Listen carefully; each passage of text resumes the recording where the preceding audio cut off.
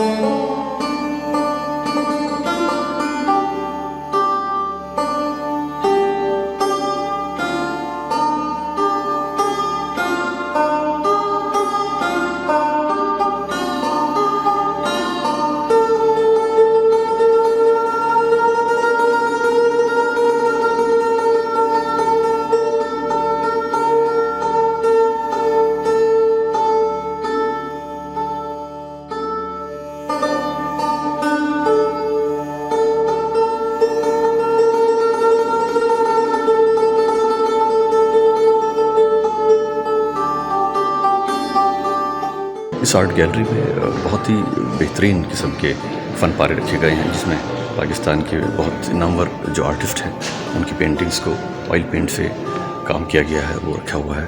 और इसके अलावा यहाँ जो वुड आर्ट है, जो लकड़ी का काम है, वो भी बहुत बढ़िया है।